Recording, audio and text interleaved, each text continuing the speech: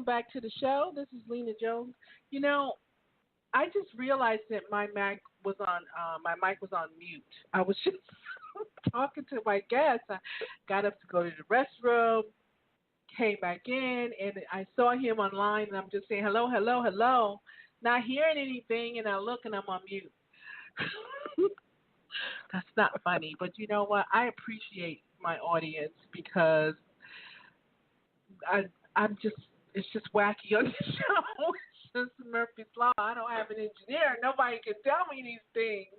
I need some smoke signals or something. Like, look, idiot, take your mute off. Hopefully, you guys heard me. I won't know until I listen back to the recording of the show, which I'm almost not wanting to do because just in case it's not there. But anyway, they'll hear you, Matt. I don't know if they'll hear me. I'm talking about this massacre in New York. Oh my gosh. Anyway, how you doing? How are you, Matthew? Matthew Peters, the writer. Uh, I'm doing great. Thank you, Lena. So nice to be back. Yeah, I see you on Facebook posting those beautiful pictures all the time of, Mother Earth. There's so much Yes. beauty in the world and so much hatred too, and it's just a shame that it's all going to crap. It is, and I try to focus on the beauty, and because there's already so much hate out there that it's poisoning, really. It is.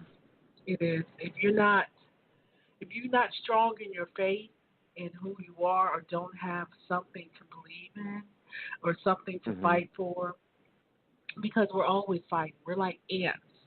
All this stuff is going on, and we're still fighting, still struggling, to make it, just to survive every day. Very true. Very true. Yep. Just to survive every day. Well, I just want to brief my audience on, in case you just listening, or in case you're just hearing. I was on there. I was reading stuff, talking about stuff, but I don't know if my mic was muted. I'll find out when I listen to the podcast later. I hope I just did that when I sat down, because that's just really bad. But anyway, I'm here with Matt, and everyone can hear you, Matthew. Everyone can hear you, and everyone can hear me. We are social buds. A lot of the guests that come on my show, I keep in contact with them through Facebook, Twitter. Facebook is more social, where you can really write more than 10 words. I mean, Instagram that is so true. But those that don't have Instagram usually have Facebook. This is true. Tell us about what you've been doing. I haven't talked to Matt in almost 2 years. It's been over a year. Oh, that's right. It has been. Because you were on the second year. I think the second year. No, the first year. That 3 years for me. Yeah. Oh, it's been a while, hasn't it? It has. It's been a minute. You've been busy. I have been. Amazon's bestsellers list. Yes. Been busy. So tell us a little bit about that. What does it feel like to be a top-selling author? Well, it feels great. I'll tell you. I started writing a series back in 2013, pretty much, and I published the first book in the series in 2014, and then I reissued it under a different press last year. And I recently published the sequel to it as well. I don't know, the series involves following a Jesuit priest, and sort of he gets himself into different situations. In the first book, called The Brothers Keepers, he gets pulled into solving the murder case of a senator who was actually killed in a confessional, and this sets him off on a global trip to several different countries and continents in search of an 800-year-old treasure. And that's the book, The Brothers Keepers, that has been fortunate enough to rise to the top. And I want to tell people one of the things that I've learned when it comes to marketing, in terms of, especially if you're an author, the biggest thing that I did and that really helped it become a bestseller was to get in touch with a company called BookBub, and that's one word, BookBub, and they are a tremendous service that advertises discounted and free books. And so basically what you do is you contact them about your book, and you tell them, the genre, like mine is a thriller, and you tell them how much you're willing to discount the book. You can either offer the book for free, for 99 cents, for $1.99, or for $2.99. No, I'm sorry. I think was it free, 99, and $1.99? I think that's it. Maybe $2.99 too, but definitely $1.99. And you apply to them to see if they will accept you. And it doesn't cost anything to apply.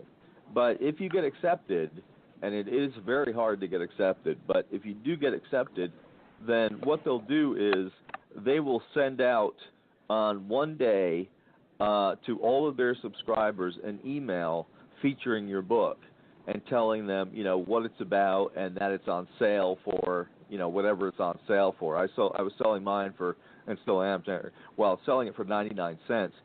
And so they have 2.5 million subscribers. And if you get accepted, then, you have to pay for the service, obviously, if you get accepted. And then they run your ad, your book ad for that one day, and that one day only. And that one day may not seem like a lot, but that's what really brought it to the bestsellers list in Amazon, was that ad. And I highly recommend it to writers out there, and to readers as well, because you can sign up for free, and every day in your email you'll get a message telling you what books in the categories that you select are on sale, and you can go and purchase those books for either free, 99 cents, or $1.99. So I think it's a really good deal for both writers and readers. That sounds sweet.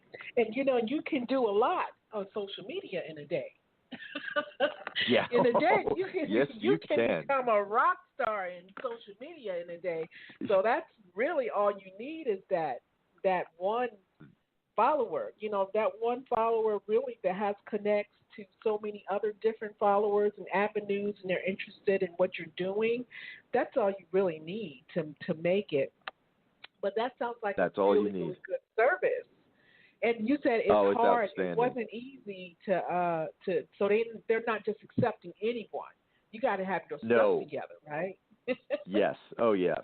Yeah, and it's kind of hard because there are articles on the factors or the criteria that they use to to base their decision whether or not to accept or reject someone. But it's a little bit like anything. It's a little bit hard to know for sure exactly what they do use as criteria. But and if you look at their website, they tell you things like they want a good cover. They want to see a good cover for the book.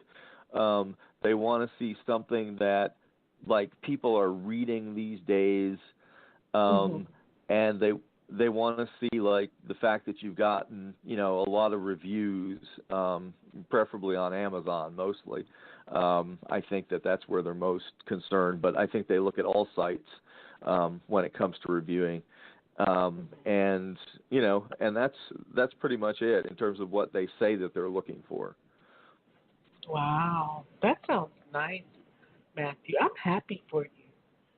Because your mind is so, you have to be deep because you're talking about conspiracy, almost like and I was trying to think of the movie that Tom Hanks was in. Dan Brown. Got it. Or the Da Vinci Code. Yes, there you go. I knew you were talking about Yes. Yeah, so yeah, you're writing stuff like that. It's a series Yes. on it. Yeah, and he's gonna send me a book. He's gonna autograph. He's gonna send me one, and I'm gonna buy one for my own keepsake.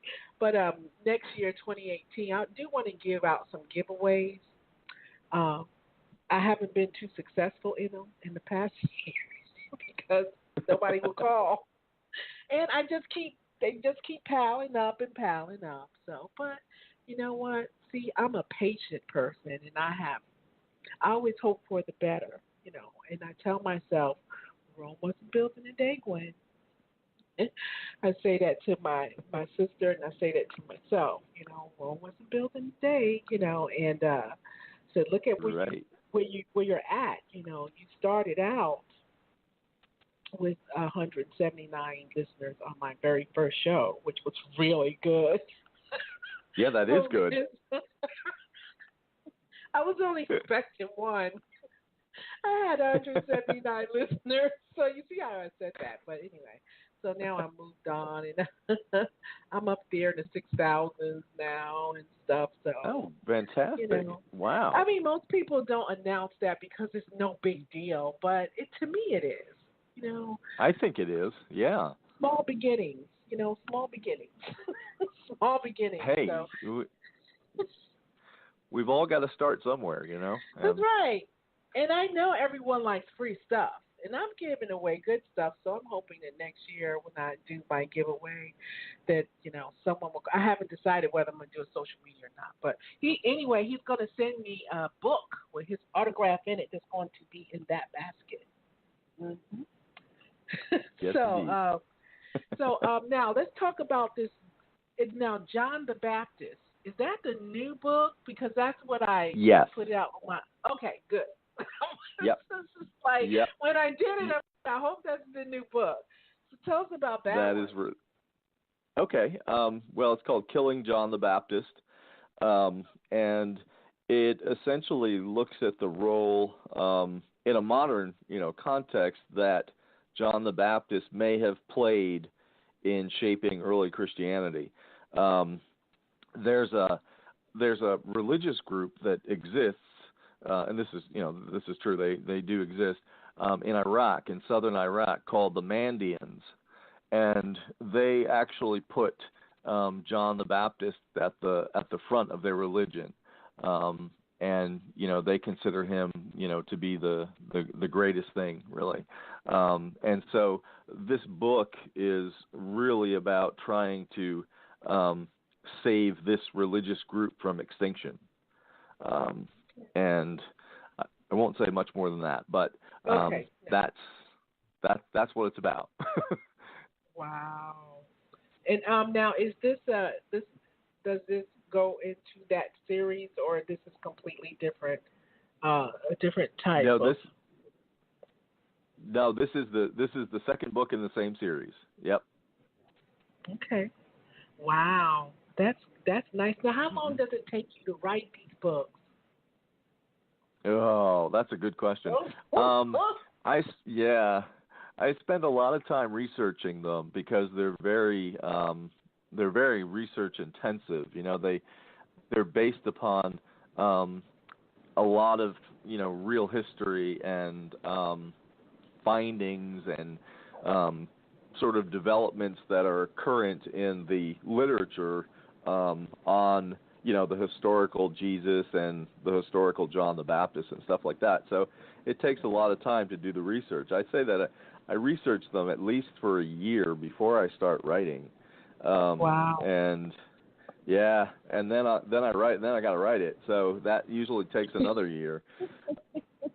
Um, but I'm trying to cut that down in terms of because I think it's really hard when you're first starting because you have absolutely no idea. I mean you could write about anything. I mean you just but now that sort of I'm on the second book in the series is finished, that and the research for the third book is finished now, so all I have to do is write that, and I hope to finish that by